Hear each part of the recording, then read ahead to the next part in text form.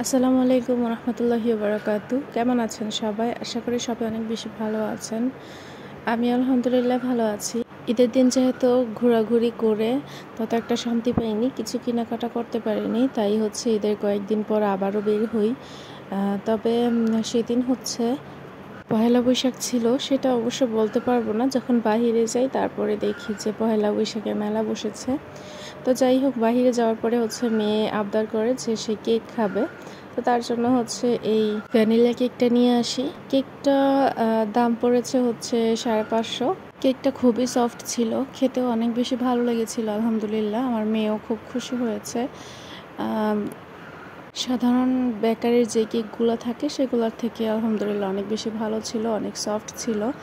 তো যাই হোক, খাবার দাবার খেয়ে হচ্ছে আর একটা জিনিস নিয়ে আসি, সেটা হচ্ছে যে মোজোটা ইদানিংই খাচ্ছি, আগে কখনো খাইনি। আগে বেশিরভাগ হচ্ছে কোকাকোলাটা খেতাম, যেহেতু সেটা ইসরায়েলি পণ্য, সেটা খাওয়া বাদ দিয়েছি।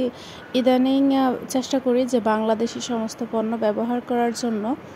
তবে এই যে মোজো, এটার দামটা নাকি বাড়িয়ে দিয়েছে, আগে নাকি কম ছিল।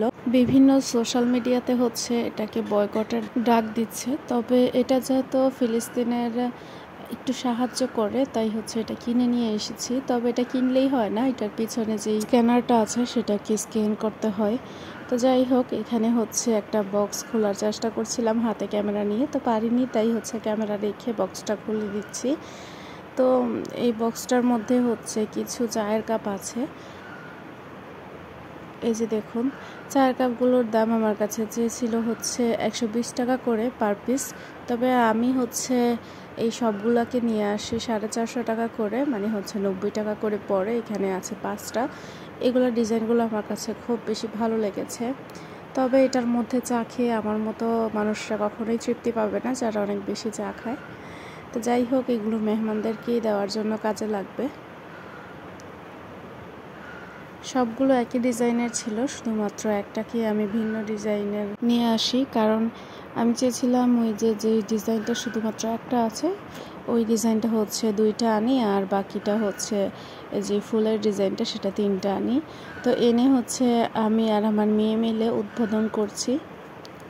তবে এটার মধ্যে চা খেয়ে তো আমার পোষাবে না, তাই হচ্ছে এই মোজোই খেয়ে নিচ্ছি। তো আমার মেয়েকে বললাম যে পছন্দ করে 2টা থেকে যে কোনো একটা নিতে। তো তার পছন্দ খুবই ভালো, সে হচ্ছে এই ফুলেরটা নেয়।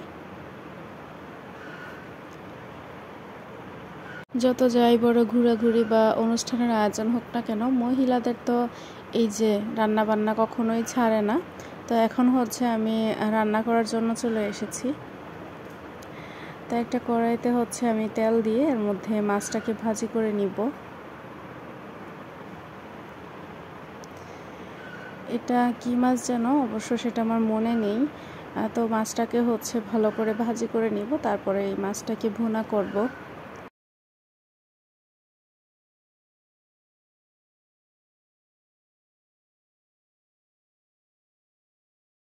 এই তো এক পাশ হয়ে যাওয়া পর্যন্ত অপেক্ষা করে তারপরে হচ্ছে অন্য পাশটা উল্টে দিব।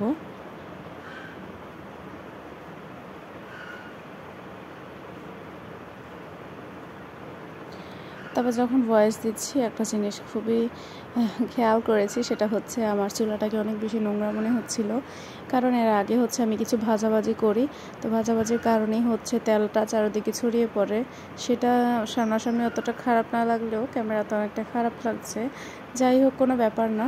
আমরা আসলে সবসময় সোশ্যাল মিডিয়াতে যেমনটা দেখি সব কিছু তো আর তেমনটা থাকে না। সবসময় যে সবার ঘর একদম টিপটপ থাকবে এমন কোনো কথা না। যাই হোক, এখানে হচ্ছে যে মাছের কলিজাগুলো ছিল আর যে ডিমগুলো ছিল সেগুলোকে হচ্ছে ভালো করে ম্যারিনেট করে রেখে দিয়েছি। এই তো সমস্ত মাছগুলো ভাজা হয়ে গেলে এখন উঠিয়ে নিব। বেশি কড়া করে ভাজবো না, একদম বেশি কড়া করে ফেললে তখন মাছের কোনো স্বাদ বা গুণ কিছুই থাকে না। এই তো মাছগুলোকে উঠিয়ে নিলাম। এখন হচ্ছে আরেকটু তেল দিয়ে এর মধ্যে হচ্ছে যে এই ডিমগুলো আছে সেগুলোকে ভেজে নিব। চুলার এক সাইডে হচ্ছে ভাজাভাজির কাজ করছি, আর অন্য সাইডে হচ্ছে আরেকটা কড়াই বসিয়ে দিব। তাহলেই হচ্ছে অনেকটা তাড়াতাড়ি হয়ে যাবে সব কিছু। এখানে তেল দিয়ে তেলটাকে গরম করে নিয়েছি, তারপরে হচ্ছে কিছু পরিমাণে পেঁয়াজ কুচি আর মরিচ দিয়ে দিলাম। দিয়ে ভালো করে নাড়াচাড়া করে এটাকে ভাজা করে নিব। রান্নাবান্না করার আগে যদি এটা ভালো করে ভাজা না হয়, পরবর্তীতে পানি দিয়ে দিলে কিন্তু এটা ভালো করে সিদ্ধ হতে চায় না, কেমন একটা কাঁচা কাঁচা ভাব থেকেই যায়। তো এর মাঝে হচ্ছে একটা দুর্ঘটনা ঘটে। আমার ভিডিও করতে গিয়ে কেন যেন মোবাইলে ভিডিও হচ্ছিল না। পরবর্তীতে খেয়াল করি যে মোবাইলটা হচ্ছে অনেকটা গরম হয়ে গেছে, তাই এই মোবাইলকে হচ্ছে আমি ফ্রিজে রেখে দিয়েছি একটু ঠান্ডা হওয়ার জন্য। তো এদিকে হচ্ছে পেঁয়াজের মধ্যে একটু লবণ দিয়ে দিলাম। লবণটা দেওয়ার কারণে পেঁয়াজটা অনেক তাড়াতাড়ি রান্না হয়ে যাবে। অবশ্যই সাধারণ জ্ঞানগুলো কিন্তু আমার বড় বড় যে আন্টিরা বা আপুরা দেখেন তাদের আছে, তবে যারা একদম আমার মতো নতুন তাদের কাছে এই জিনিসগুলোই অনেক কিছু, তাই হচ্ছে ওদের জন্য এই জিনিসগুলো বলে দিই। আর এই যে দেখুন, এখন কিছুক্ষণ পরে যখন ফ্রিজ থেকে নামিয়েছি, এখন হচ্ছে ভিডিওটা হচ্ছিল, ততক্ষণ কিন্তু এই ভিডিওটা আমি কোনো রকমই করতে পারছিলাম না। তো যাই হোক, এই যে ডিমটা হয়ে গেছে, এদিক দিয়ে ডিমটাকে আমি উঠিয়ে নিচ্ছি, আর পেঁয়াজটাও মোটামুটি হয়ে যাচ্ছে। এই তো পেঁয়াজটা যখন মোটামুটি রান্না করা শেষ, তখন হচ্ছে এর মধ্যে আমি হালকা একটু রসুন দিয়ে দিয়েছি। এখন এটার সাথেই হচ্ছে একটু রসুনটাকে ভেজে নিব। এটা করলেই হচ্ছে পেঁয়াজটাও পুড়ে যাবে না এই সময় যদি আপনি দেন, আর যদি আর আগে দেন তাহলে কিন্তু পেঁয়াজটা হওয়ার আগেই পুড়ে যাবে, আর যদি আরও পরে দেন তাহলে কিন্তু রসুনের একটা কাঁচা গন্ধ থেকে যায়। যখন পেঁয়াজটা মোটামুটি ভাজা শেষ, তখন হচ্ছে আমি পরিমাণ মতো হলুদের গুঁড়ো আর মরিচের গুঁড়ো দিয়ে দিয়েছি। দিয়ে এর মধ্যে সাথে সাথেই হচ্ছে টমেটোটা দিয়ে দিই, না হয়তো যেই গুঁড়া মশলাটা দিয়েছি সেটা হচ্ছে পুড়ে যাবে। আর টমেটো দেওয়ার কারণে টমেটোটাও ভাজা হবে, আর তার সাথে হচ্ছে যে পানিটা ছাড়বে সেটা দিয়েই হচ্ছে পেঁয়াজটা ভুনা হয়ে যাবে। আর কিছুক্ষণ ভুনা করে হচ্ছে এখানে অল্প একটু পানি দিয়ে দিয়েছি।